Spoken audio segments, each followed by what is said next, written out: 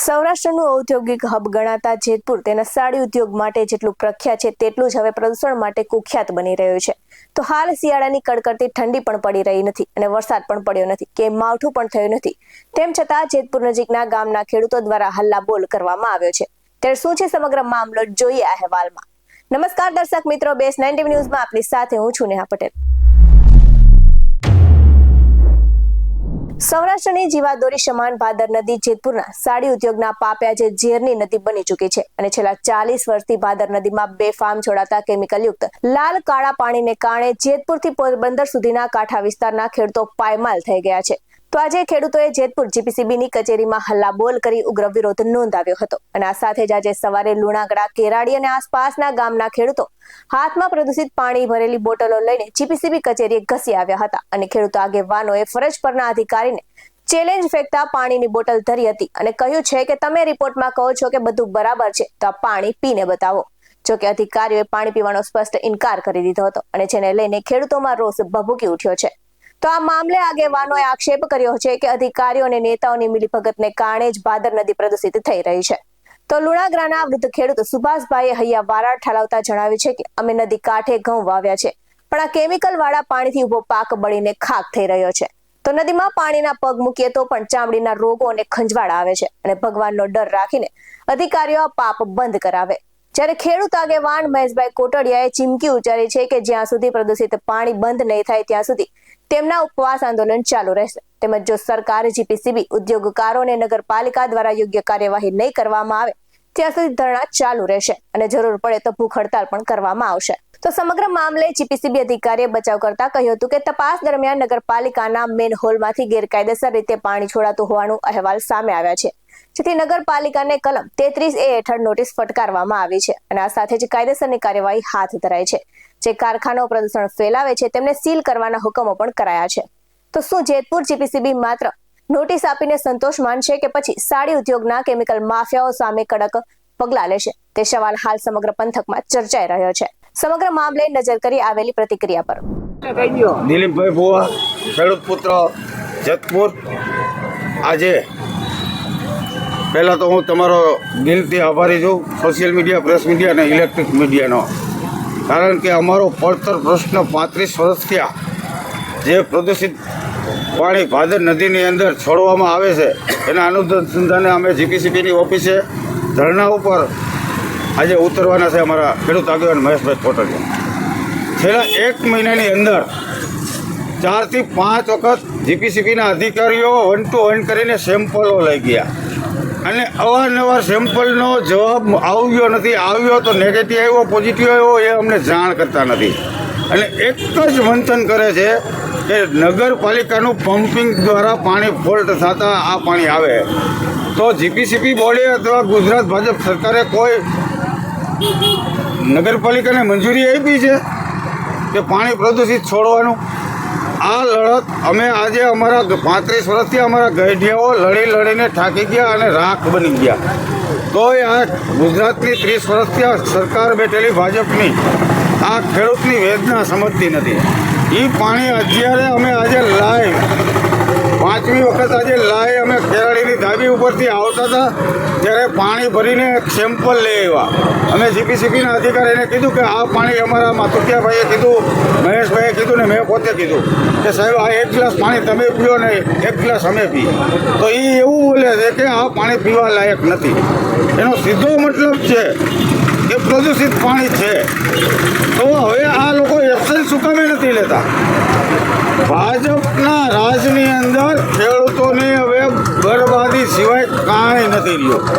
અમારા વડવાઓ કહેતા હતા કે આ ભાજપ સરકારને હટાવો અને ભાદર નદીને બચાવો। આજે અમારે એન કેન પ્રકારે આ સરકારની સામે જીપીસીબીની અધિકારીની ઓફિસની સામે ના છૂટકે મજબૂર થઈને અમારે ઉપવાસ ઉપર ઉતરવું જોશે। પણ આ કચેરીના અધિકારીઓના પેટની અંદર તેલ રેડાતું નથી કોઈ જાતનું। એનો એક જ બચાવ છે, વારંવાર એમ કે છે નગરપાલિકાનું પાણી આવે તો કેમિકલ યુક્ત પાણી કેમિકલ માફિયાઓનું આવે છે આ પ્રદૂષિત કારખાનામાંથી આવે એની ઉપર કોઈ પગલાં લેતા નથી 4 વખત નોટિસો આપે પણ એના કોઈ પગલાં લેવાતા નથી આજે તમે ને હું કોઈ એક નાનો ક્રિમિનલ ગુનો કરી તો સમજ આવે ને સીધી ધરપકડ થાય અને જેલ હવાલે કરે છે તો આ એના મળતિયાઓને જેલ હવાલે કેમ નથી કરતા તો હું તમારા માધ્યમથી પ્રેસ મીડિયા ઇલેક્ટ્રિક મીડિયા અને સોશિયલ મીડિયાના માધ્યમથી આ ભાજપની બેરીમૂંગી સરકારની અંદર બેઠેલા અધિકારીઓને એક ખેડૂતની દીકરા તરીકે ને ખેડૂતની વેદના લઈને હવે ખેડૂતો અમુક જોવો નકર તમને ખેડૂતની હાય લાગશે ને તો જીવડા પડશે આ લોકો જે ભ્રષ્ટાચારીઓ છે ને એને જીવડા પડશે બસ આપના માધ્યમથી આટલું કહું જય અસ્તુ ભાદર બચાવોના મુદ્દે આજે જેતપુર તાલુકાના ખેડૂતો અને પોરબંદરના પણ ખેડૂતો અને સોશિયલ આગેવાનો જે આવ્યા છે શું છે આજની મેટર? આજની મેટર એ છે કે ભાદર બચાવો જીવન બચાવો. જે ભાદરની અંદર આજથી 30-35 વર્ષ પહેલાં જોઈએ તો શુદ્ધ પાણી હતું. આજે એની ઉપર પિક્ચર બનતા હતા કે ભાદર તારા વહેતા પાણી. આજે એવું છે કે ભાદર તારા ગંદા પાણી. આ ભાદર જ્યાં સુધી શુદ્ધ નહીં થાય ત્યાં સુધી વન્ય પ્રાણી પશુ પંખી અને ખેડૂતોની જમીનો બધી બંજર થઈ જશે. એના માટેનું અમારું એક આંદોલન છે, ખેડૂત આંદોલન. અત્યારે ગુજરાત પોલ્યુશન કંટ્રોલ બોર્ડ એટલે કે જીપીસીબીમાં તમે મળ્યા ત્યાંથી શું જવાબ મળ્યો? જીપીસીબી સાહેબે એવું કીધું કે આ પાણી પીવા લાયક નથી. મેં એવું કીધું કે જો તમે 1 ગ્લાસ પીઓ, હું 2 ગ્લાસ પીશ. તો કે આ પાણી પીવા લાયક નથી તો તમે આ નદીની અંદર છોડો છો કેવી રીતે? જેતપુર નગરપાલિકાની અંદર ભારતીય જનતા પાર્ટીની સરકાર છે, ગુજરાતમાં ભારતીય જનતા પાર્ટીની સરકાર છે. આટલી રજૂઆતો કરો છો, પરિણામ નથી મળતું એનું શું કારણ લાગે? કારણ એ છે કે જે આ ડાઇંગ પ્રિન્ટિંગ એસોસિએશન છે તે એને અને ભાજપની મિલીભગત છે અને અહીંથી કરોડો રૂપિયા ઉઠાવી જઈને આની અંદર પ્રદૂષણ ઠાલવવામાં આવે છે. આગળની રણનીતિ શું રહેશે? આગળની રણનીતિ મારી એવી છે કે જો આ ભાદર નદીની અંદર પ્રદૂષણ જો અટકાવવામાં નહીં આવે તો અહીં હું મારા છેલ્લા શ્વાસ સુધી હું અહીં ઉપવાસ આંદોલન કરીશ. આજે ખેડૂતોને આમ આદમી પાર્ટીની રજૂઆત હતી, શું રજૂઆત હતી, શું વિરોધ કરવા માટે આવ્યા હતા અને આપના તરફથી જે પ્રદૂષિત પાણી જે ભાદર જે કેરાડી ગામ પાસે આવેલી છે જેમાં અવારનવાર થઈ રહ્યું છે, તો તમારા તરફથી શું કાર્યવાહી કરવામાં આવી? ભાદર નદીના પ્રદૂષણ બાબતે એ લોકોની રજૂઆત છે અને એ જ્યારે 15 તારીખની અને 13 તારીખની રજૂઆત હતી. આપણે જે તે વખતે તપાસ કરી તો નગરપાલિકાના મેન્યુઅલમાંથી પાણી બહાર નીકળતું હતું અને એના એક નોટિસ 33 એની આપેલી છે અને આગળની લીગલ એક્શન માટેની કાર્યવાહી ચાલી રહી છે. અને અમે પણ પેરેલલ ઝુંબેશ ચાલુ કરી છે. જે કોઈ આ ડ્રેન સિવાયના નદી નાળામાં પાણી છોડતા પકડાય એને અમે એક્શન લઈ રહ્યા છીએ. આ ઉપરાંત નગરપાલિકાને પણ અમે જાણ કરી છે કે ભાઈ જે ડ્રેઇનમાં કોઈ ઇલીગલ કનેક્શન કદાચ હોય તો એ બધું તપાસ કરી શોધી અને અમને બોલાવે તો અમે એના ઉપર પણ એક્શન લઈશું.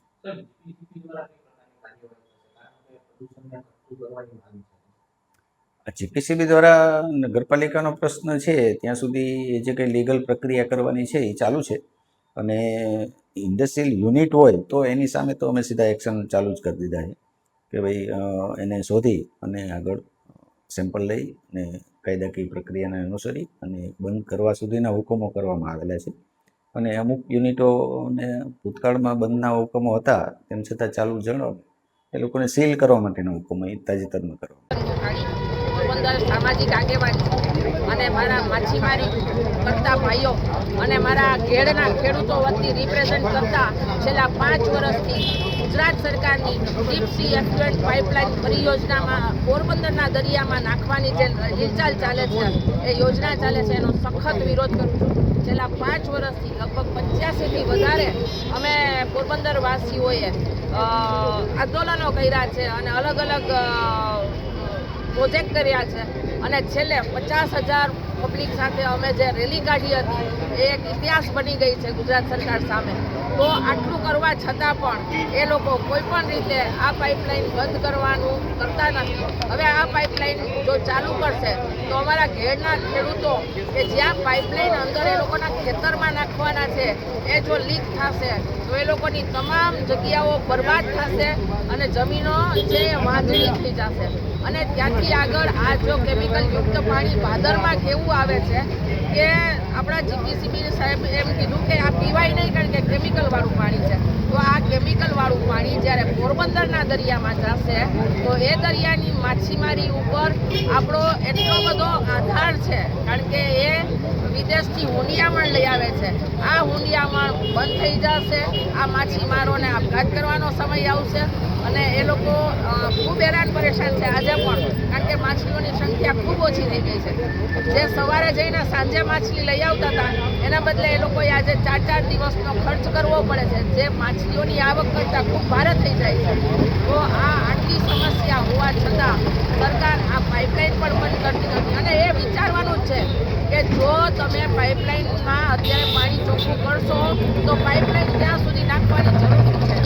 એનજીટીનો રિપોર્ટ છે કે ડિસેમ્બર 2026 સુધીમાં તમામ નાળાઓ અને જે કોઈ જેતપુરની ભાદર નદી છે એને ચોખ્ખી કરવાની અને નાળાઓની અંદર આ પોલ્યુશન કાઢવાનું. તો આટલા મહિનામાં શક્ય છે અને જો એ લોકો જ પોતે પોતાના સીપીટી પ્લાન્ટમાં ક્લીન નથી કરતા તો પોરબંદરના દરિયામાં 13 કિલોમીટર ઊંડી દરિયાની લાઈન નાખશે તો ત્યાં તમે કે હું જોવા જવાના નથી અને ભોગવવાનું છે માત્ર પોરબંદર જિલ્લાને અને અમારા ઘેડના ખેડૂતોને. અને જેતપુર 40 વર્ષથી જે કરે છે એ ખરેખર હૃદયદ્રાવક પરિસ્થિતિ છે. કેન્સરો અને ચામડીના દર્દો ખૂબ વધી ગયા છે. અમે અહીંથી પાણી લઈ અને પોરબંદરમાં રેલી કાઢેલી હતી અને લોકોની આંખમાં પાણી આવી ગયા હતા કે આવું પાણી નદીનું આવે છે અને એ પાણી અમારા દરિયામાં જશે. રોજનું 40 લાખ લીટર પાણી એ લોકો દરિયામાં રોજનું નાખવાના છે. આવો પ્રોજેક્ટ છે. એટલે મહેરબાની કરીને પર્યાવરણ સાથે રમત ના કરો, પ્રદૂષણ ના કરો. આ અમારી આવતી પેઢી માટે ખતરનાક છે. કમસે કમ એને તો બક્ષી દો. આવા જ વધુ અહેવાલ સાથે ફરી મળતા રહીશું. તમે અમારી YouTube ચેનલને સબસ્ક્રાઇબ કરવાનું અને અમને Facebook અને Instagram પર ફોલો કરવાનું ભૂલશો નહીં. બાકી અવનવી અપડેટ્સ મેળવવા માટે આપ જોતા રહો BS9 TV ન્યૂઝ. નમસ્કાર.